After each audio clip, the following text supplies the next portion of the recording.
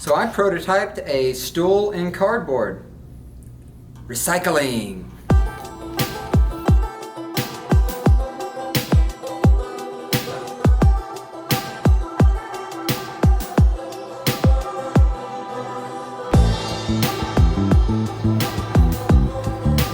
So like most of you, I have a lot more cardboard around me than I used to, and I love working with reclaimed material. So let's try to figure out what I can make out of a bunch of discarded boxes. Let's start cutting. So it seems like the starting point is a box in this case, but the real starting point is a piece of paper. Just a regular piece of paper in which I come up with a plan. And this plan is focused around a concept from that I've noticed in some Frank Lloyd Wright from images from his Taliesin drafting studio where he taught. There's this little stool, a really intriguing shape, and it seems to have been constructed in lots of different ways, and I really want to reproduce this in wood, specifically oak, but there's no reason to start off in oak necessarily, especially when I don't know exactly the proportions in which I'm going to be working in. So I came up with the idea of a generalized guideline of what I think the proportions should be. But whenever you're planning out a three-dimensional item on a two-dimensional sheet of paper, it's always kind of a little tricky to know that this is exactly the look that you want to go with. It's always better to blow it up to a 1-to-1 scale on a piece of paper, tack it to the wall, get a good sense of it that way, or making something like I'm going to make today, which is a quick cardboard version of this, so I can get more of a sense of the weight, sense of the volume of it, make sure the angles are all correct and that I'm going to be happy with it. And then I'm going to actually go into the oak and spend some time, making a fine stool. It's kind of funny because this stool was originally done out of plywood, so I'm kind of elevating the material a little bit too, so I'm going to be going into oak for it. But today, it's all about the cardboard. So I have tons of cardboard. Not all cardboard is created equal. Some of it is pretty darn flimsy, but that's okay. I'm going to do the best I can with what I have.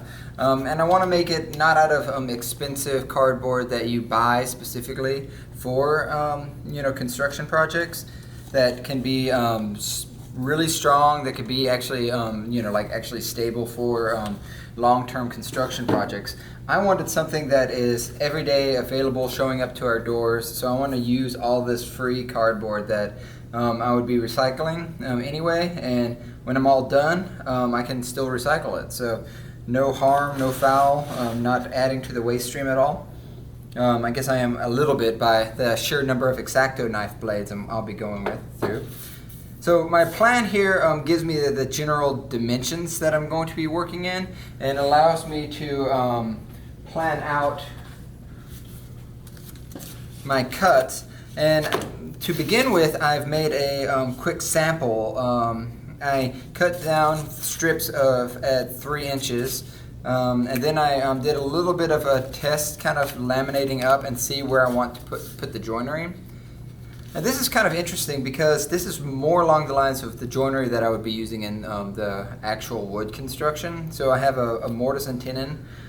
So I have a tenon going into the mortise. So this is kind of a cross section. This is basically the piece cut in half. So you can see how it's all laminating up. And then I have another tenon and mortise down here coming in at an angle. And doing it this way, and if I'm happy with this in the end, it's going to allow me to check where all the angles are going to be, see if I wanted to change any of those, that if it's going to make me happier if I extend certain things down or make it more extreme. And also it's going to allow me to check the height and the angle of the seat as well.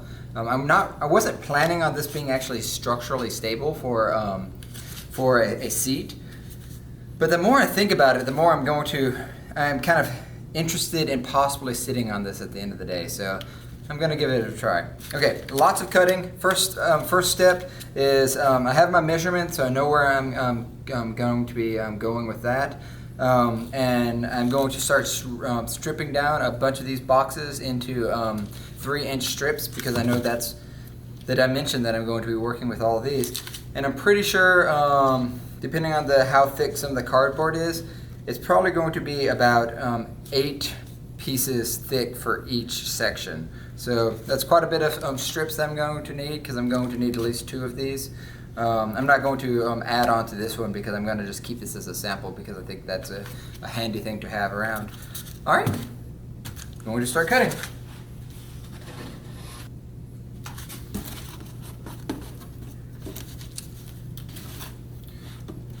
First thing I need to do is figure out which boxes are actually going to be beneficial for this part of the construction.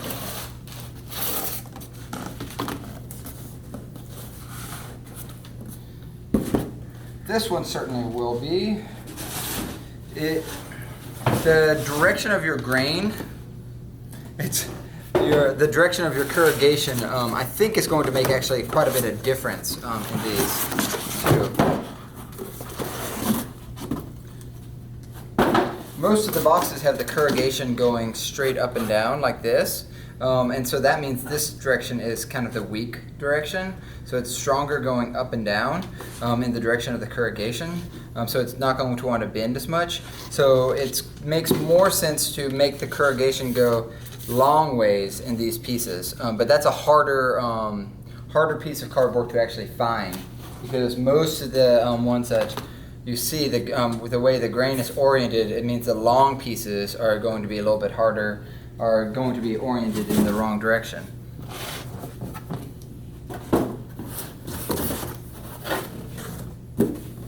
This is going to be a wonderful structural element, actually. This box was made for carrying big things of water, so this is nice and thick, good construction. I think I'll probably laminate this up into some of my pieces just to give that added strength from this.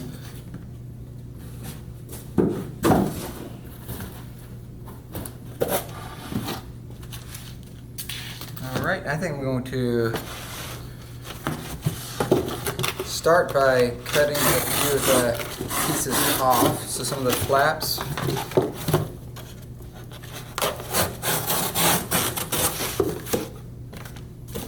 And also, just out of an abundance of caution and not wanting to bleed on camera, I'm going to go ahead and put on a cut-resistant glove.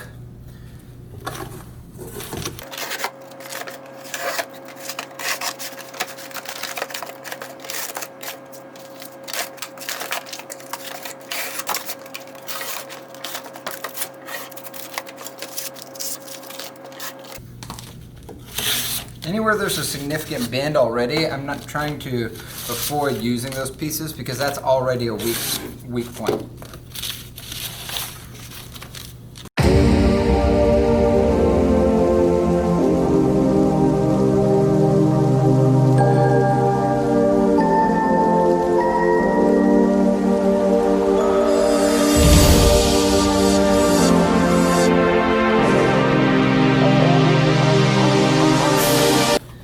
So I have a stack.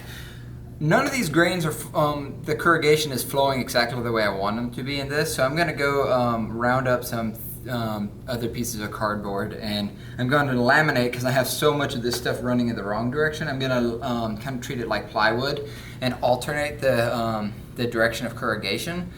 Maybe that's going to give it additional strength. I think there's a good chance that it will. But cardboard is just so much weaker than wood. I don't know whether it's going to actually do much of a added benefit, but it might. So I'm going to carry this around and look through my studio right now and see if I can find any additional pieces of cardboard that's going to give me the lengths. Instead of carrying a measuring tape around, I'm just going to carry around my sample, so I can just hold it up against things and find it out. Success! Found a big sheet of cardboard that I had left over from a bathtub that I had installed in my mother-in-law suite in my place, and I've got quite a bit of long strips of cardboard. So this is big enough sheet. I've used it previously to paint some fixtures on, so it's a little dirty, but it at least gives me the grain running in the correct orientation. So I'm going to go ahead and start cutting off some 3-inch strips out of this. It's actually so big it's almost hard to work with.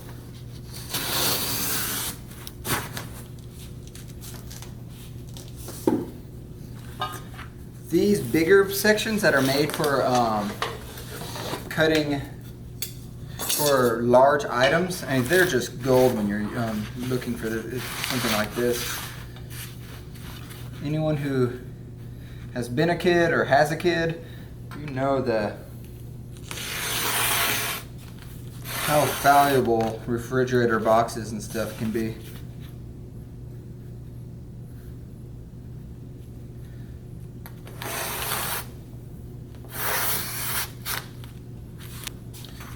My grandfather worked at a grocery. He was a farmer and a grocer, so he worked at Kroger's in Kentucky for 40 years. And when I was growing up, he would bring home just huge boxes from Kroger's. So I'd have like refrigerator-sized boxes pretty frequently just dropped on me as a kid. I mean, not literally dropped on me, but yeah. So I would get awesome, huge boxes, and I would set up the biggest forts and build houses and space stations and everything. It was just unfortunate we didn't actually have a space that was a nice space for doing that kind of thing. I would just do it in our musty basement. So, unfinished basement, the cardboard would last about a week before it would just start getting so musty and it would just start collapsing underneath its own absorbed moisture, and it would just become even too gross for a kid to really appreciate it. So I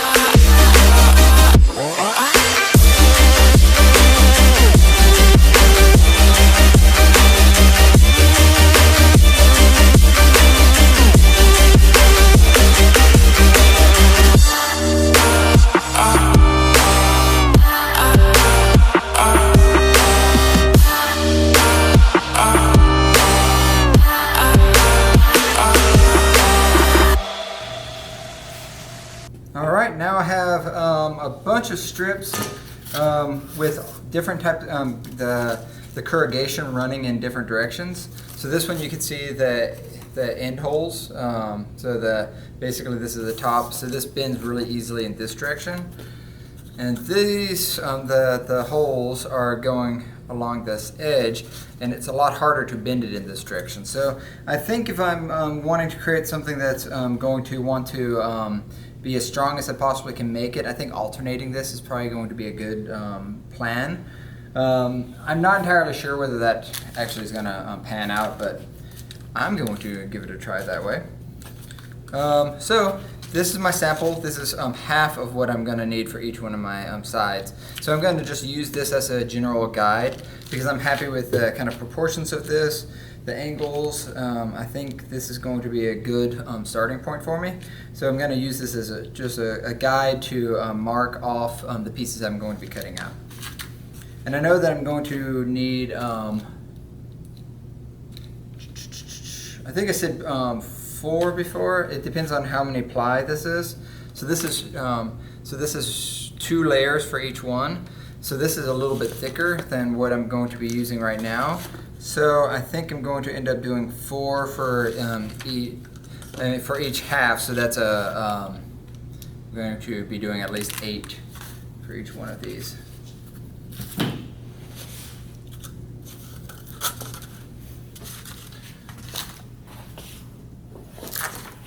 So now I get to start getting into using the hot glue gun.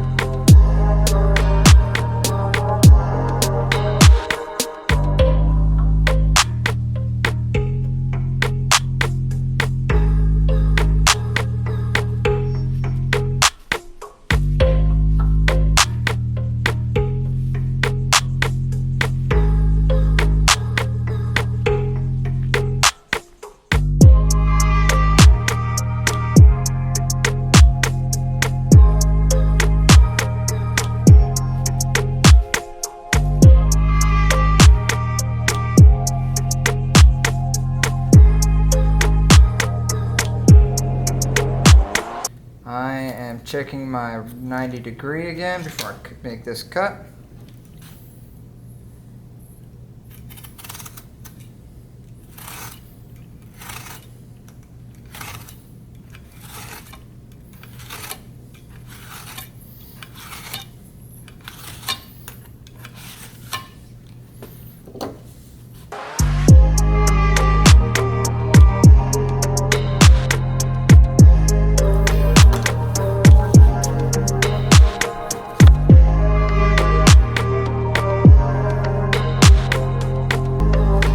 So I'm making the mortise again here.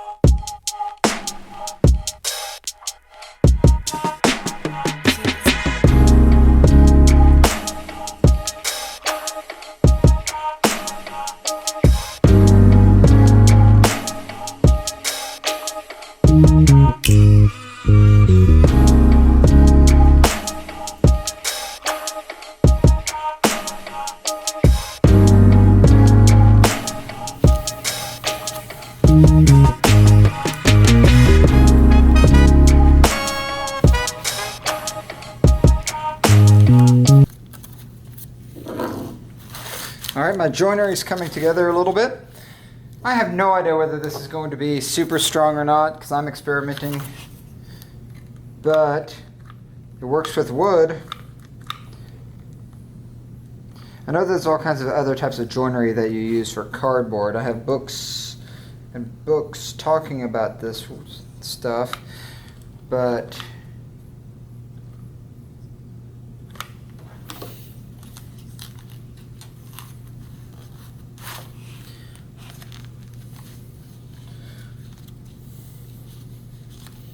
I do know woodworking, and there's a good chance that this same stuff is going to work. Very curious though.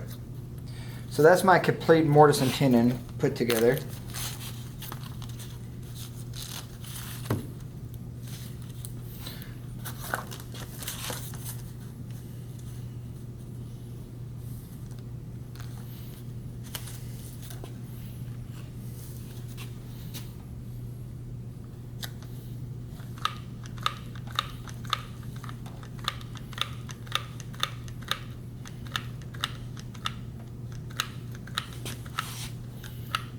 You can go through glue sticks so fast.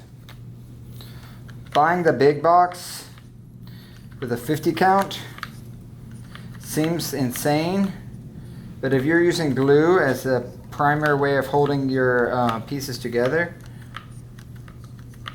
which I'm doing right now, this is really necessary.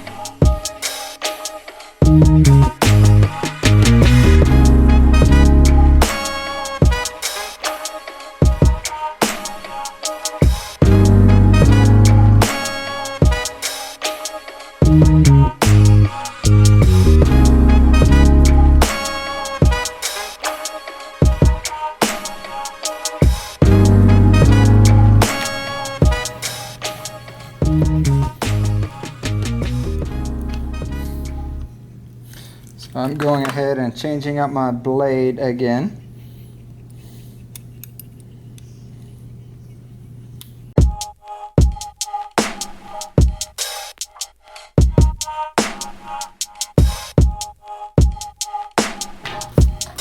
All right, using my initial sample here, I've made a copy of that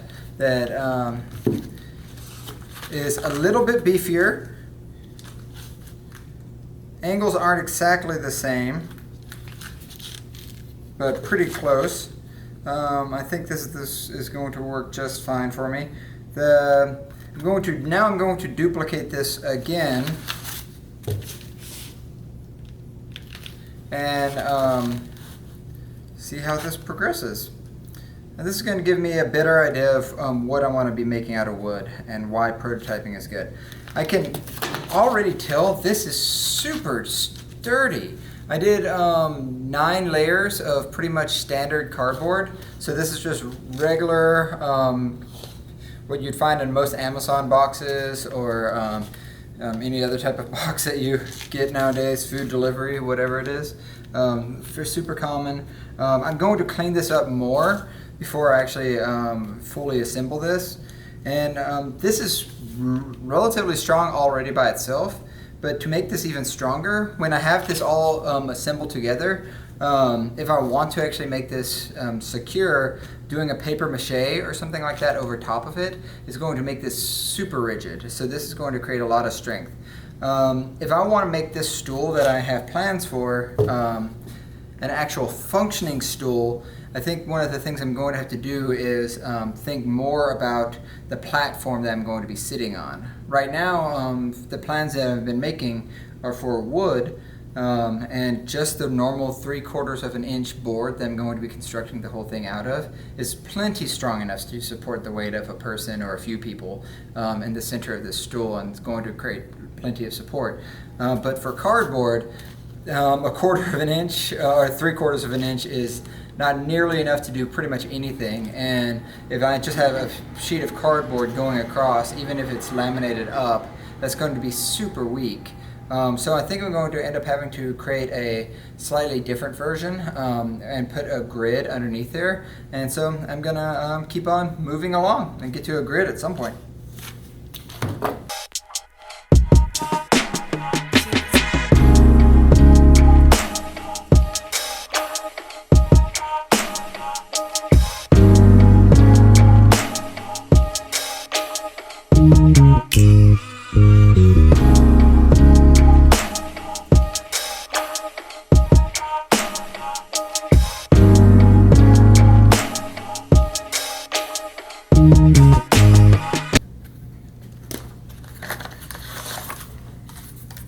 You should think about what you're going to be using on the outside of each one of your pieces too, especially if you're going to have just the raw cardboard as your outside.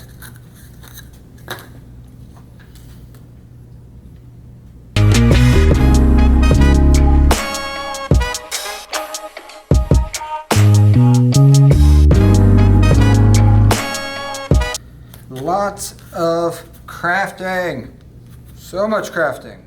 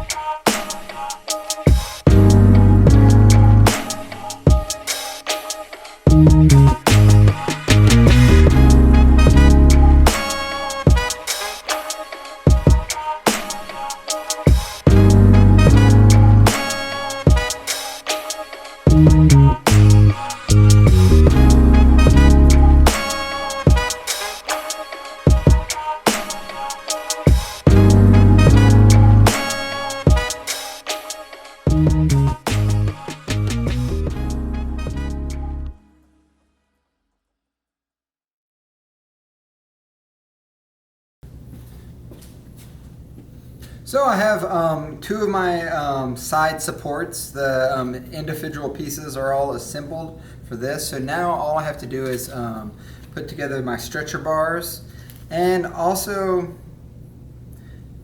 I need to figure out my top for this. This is a 20 by 24, which is a measurement that I'm going for my top. As you can obviously tell, this is not a seat. This gives me some of my measurements, and I can get a sense of the volume of the overall thing. But now that I've taken it this far, I think I really just want to go ahead and make this structurally sound and sit on it. I don't see any reason not to. So yeah, I'm gonna do that next. See if I can figure that out.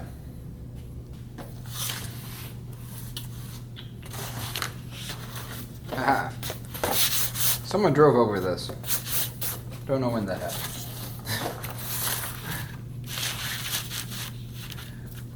Okay, I'm basically flipping this upside down at this point so I can get a better sense of where I want to have this all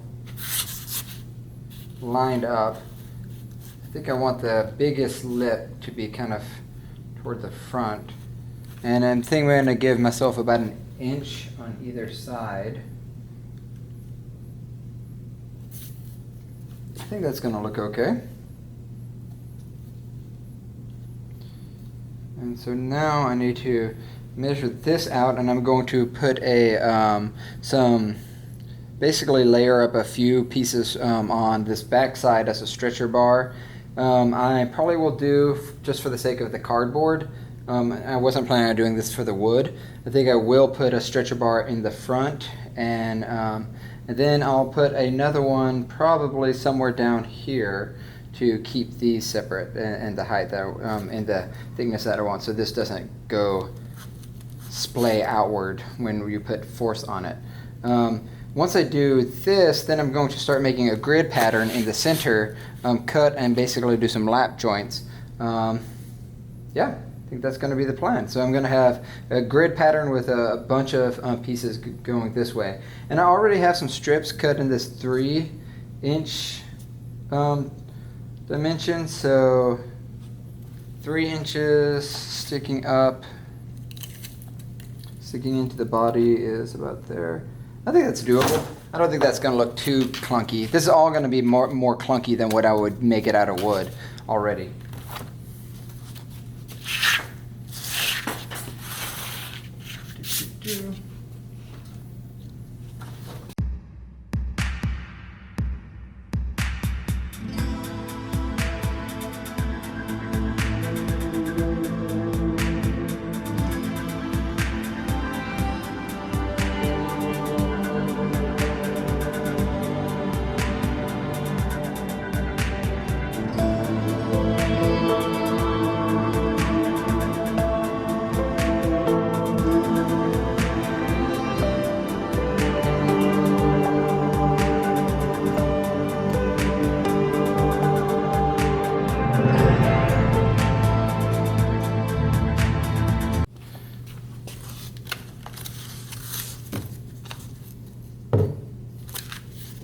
Ah, it's upside down.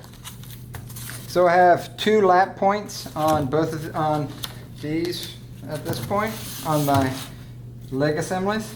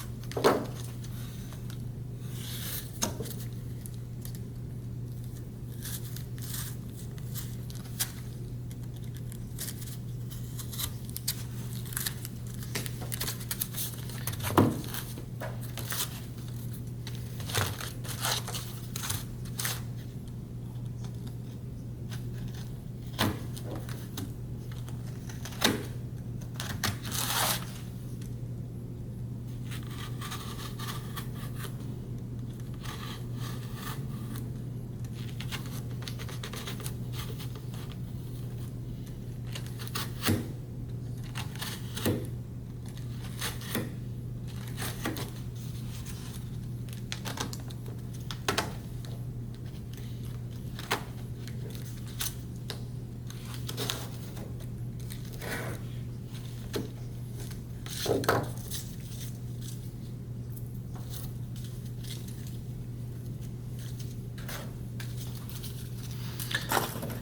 right.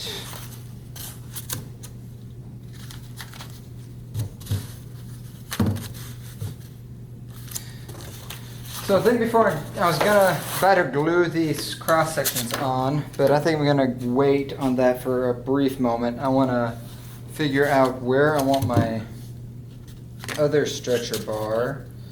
I don't want it here on the front, even though that would add a lot more strength for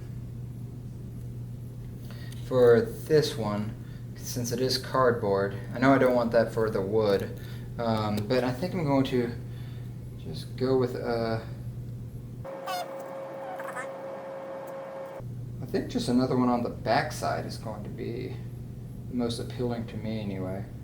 So yeah, I think I'm going to go with that. So I think I'm just going to put another stretcher bar. Probably going to do another one of these assemblies that are just three pieces glued together. I'm going to go ahead and do something like that. So I'm going to put that right here.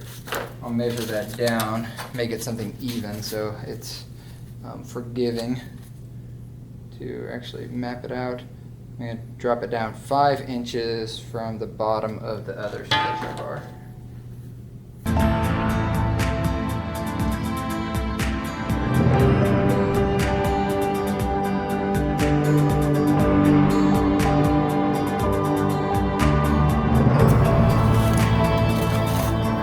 I'm going to go ahead and change out my X-Acto blade again. Well, not change it out, but I'm going to flip this one over. Remember that your X-Acto knives, your blades typically have 2 sides to each one. So, there. Fresh.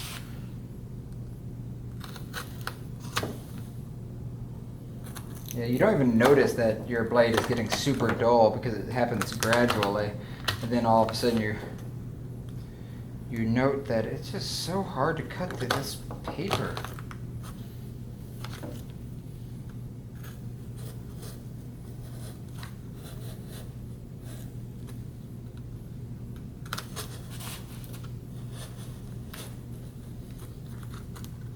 I'm cutting through 9 sheets of cardboard. I'm pretty close to it. I can only get it most of the way, and then I have to flip it over and finish the cut on the opposite side.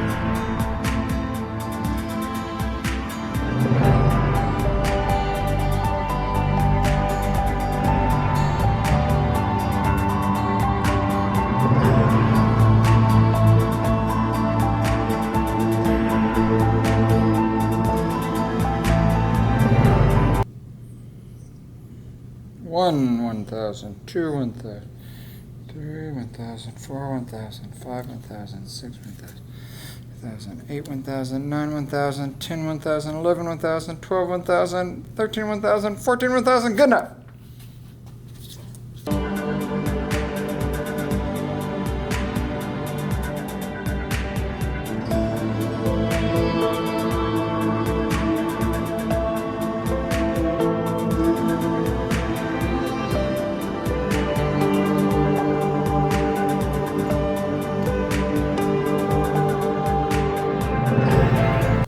so this is all done up, and I went ahead and cut these out. So these are going to be added supports for the seat. So I'm going to start gluing these in place, and I already cut little slots. So I'm going to feed in cross pieces as well that are going to give it a little bit more rigidity and a little bit more strength for when I actually sit on it.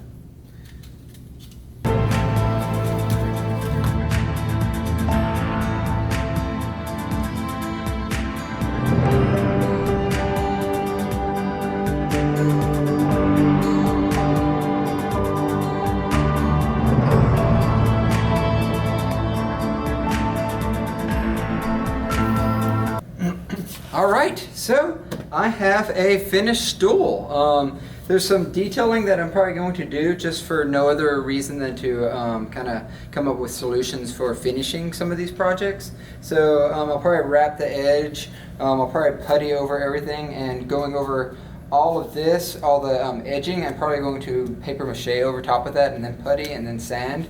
That's going to make it a lot stronger. I should say I'll do all that if I don't break it here in just a few minutes when I try to sit on it. But yeah, this is what I want out of a prototype. It gives me a sense of skill with something that I'm going to be constructing out of another better material in the coming days. It gives me all the angles that I'm looking at. I'm pretty much happy with most of these angles. And this, I took it to a little bit another higher degree from what you need with prototyping. So I constructed this grid underneath. So this is going to create quite a bit of extra strength for the seat when I sit down on it. The seat, I laminated 3 pieces of cardboard together. So that's relatively strong, but not nearly strong enough to support 200 pounds plus for the seat. So this grid structure should go a long way into actually making this strong enough to support me.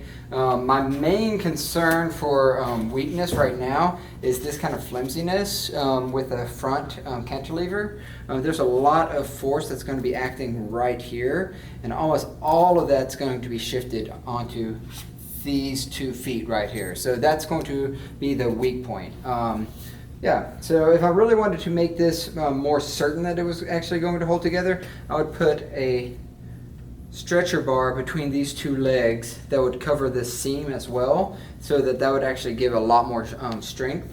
I don't really want that in my finished product though, out of wood, so I'm just going to leave that off and just hope for the best here in a few minutes when I actually sit down on it.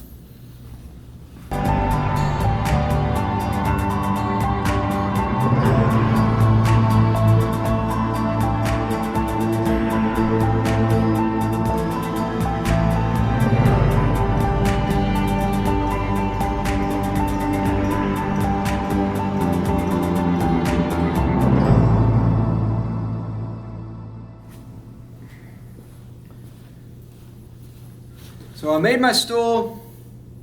It seems relatively sound. No idea what type of weight it will support, but I gotta try it out sometime.